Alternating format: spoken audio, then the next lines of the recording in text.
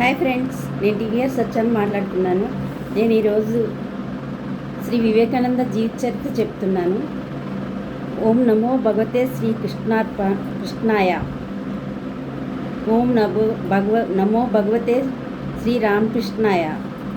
శ్రీ వివేకానంద జీవిత చరిత్ర, వంశ చరిత్ర.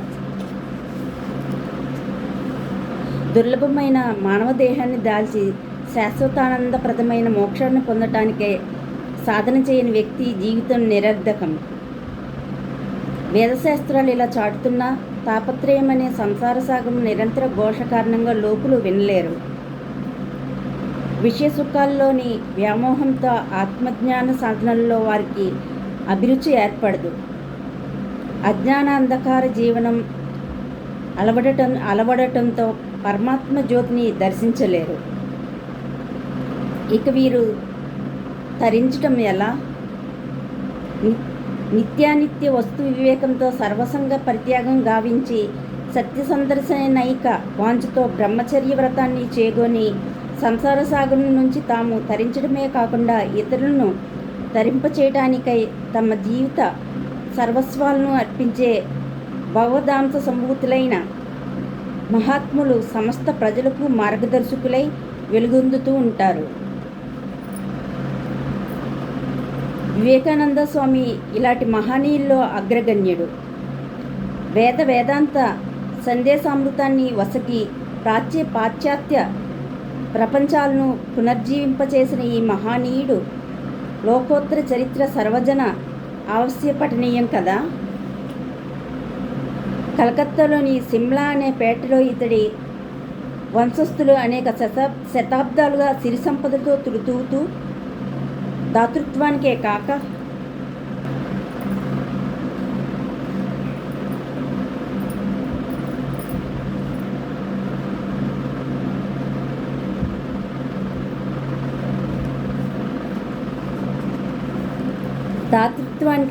పాండిత్యానికి, శక్తి సామర్థ్యాలకు ప్రఖ్యాతిగాంచారు. వీరు కాయస్థ క్షత్రియులు. వీరిని దత్తవంశస్థులని పేర్కొంటారు.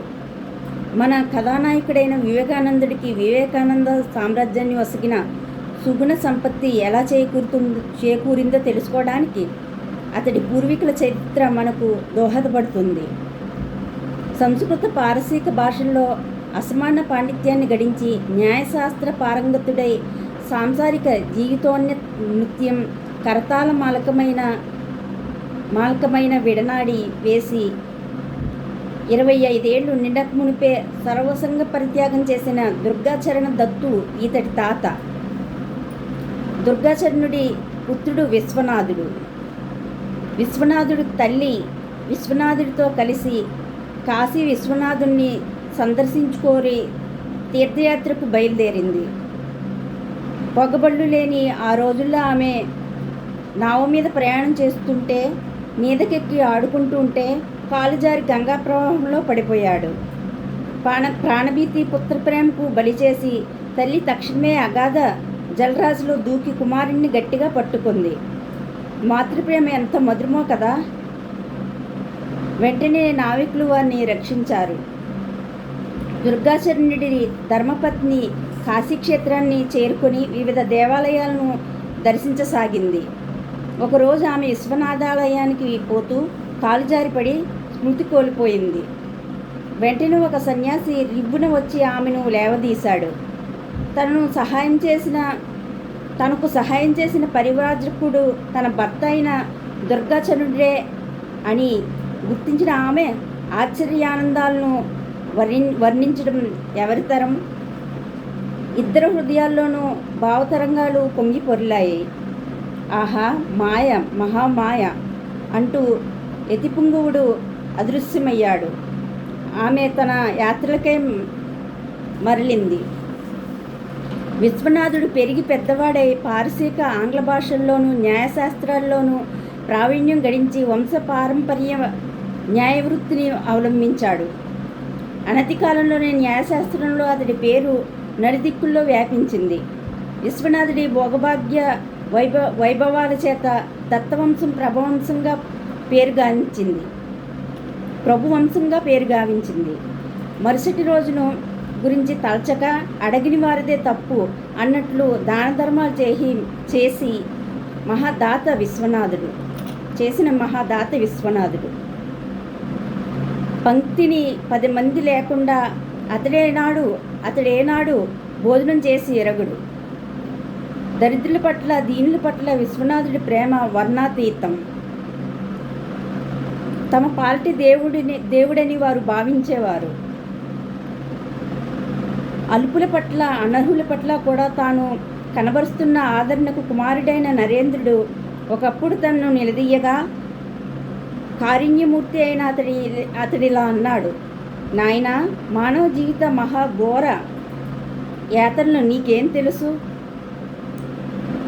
తాగడం చేత క్షణకాలమైన తమ దుస్థితిని మరిచిపోవాలనుకుంటారు ఈ నిర్భాగ్యులు. ఈ దీనుల పట్ల జాలి పడటమా నా మహా అపరాధం? ఏమి దీనజన వాత్సల్యం? ఇలాంటి యోధునికి కుమారుడై జన్మించిన వివేకానందుడు దరిద్ర నారాయణ సేవకే తన జీవితాన్ని దారిపోయటంలో వింతేముంది? బిడ్డలకు సత్ప్రవర్తన గడపడంలో విశ్వనాథుడు ఎంతో నేర్పరి. కుమారుడు నరేంద్రుడు ఒకప్పుడు తల్లిని తిరస్కరించినందుకై అతన్ని దండించక నరేంద్రుడి ఈరోజు తల్లిని ఇలా నిందించాడు అని బాలుడాడిన పరుషవాక్యాలను అతడి గది గోడ మీద రాశాడు.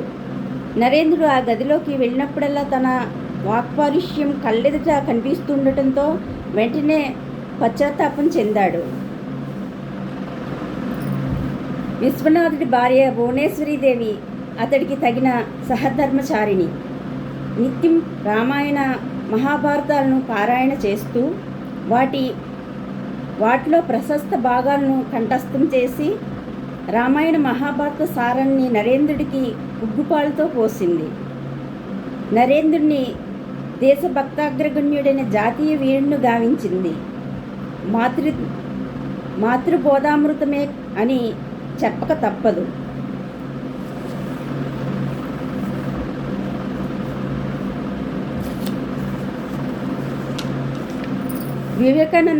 వివేకానంద జననం. సద్గుణాల రాశి అయిన భువనేశ్వరీదేవి పరమేశ్వర వరప్రసాద ప్రధాన తనకు కుమారుడు కలగాలని పూజలు చేస్తుండేది. వంశాచారం మేరకు బంధువైన ఒక వృద్ధురాలి చేత కాశీలో విశ్వేశ్వర శివుడికి ఆమె ప్రార్థనా నైవేద్యాలను అర్పించింది.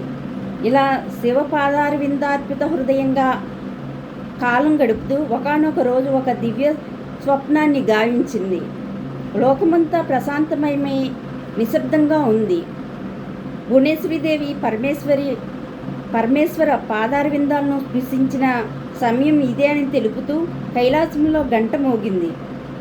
పరమేశ్వరుడు తన దివ్యజ్ఞానం నుంచి బయటకొచ్చి పుత్రస్వరూపంలో ఆమెకు ప్రత్యక్షమయ్యాడు. నిద్ర నుంచి ఆమె మేలుకొంది. తాను గాంచిన దివ్య దర్శనం విద్యాపరమైన స్వప్నమా? కాదు, అది వాస్తవిక దర్శనం. సర్వేశ్వర, జగద్రక్షక, భక్త జనాభీష్టాన్ని సహస్ర రీతుల సఫలీకృతం చేసేవాడు నువ్వే కదా. భువనేశ్వరీదేవికి పుత్రోదయమైంది. ఈరోజు 1863 సంవత్సరం జనవరి 12వ తేదీ. ఆ రోజు సర్వజనానందకర మకర సంక్రాంతి. ఆనాడు ఉదయించిన బాళ్ళు సనాతన ధర్మ మహాసాగరాన్ని ఉప్పొంగ చేయటానికై వేదాంత మత ప్రకాశాన్ని పాశ్చాత్య ఖండాల్లో అంతటా వ్యాపింప చేయటానికై ఈశ్వర సంభూతుడై ఉదయించిన బాలచంద్రుడని ఎరుగకే భారత జన సహస్రం ఆ పర్వదినాన ఆ మందానంద సాగరంలో ఓలలాడింది. ఆ బాలుడు దినదిన పరవర్ధమానుడు అవసాగాడు. వీరేశ్వరాంశ సంభూతుడవటంతో భువనేశ్వరీదేవి కోరిక మేరకు అతడికి వీరేశ్వరుడని నామకరణం చేశాడు. వీరేశ్వరుణ్ణే నరేన్ అని, బిలే అని ముద్దుగా పిలిచేవారు.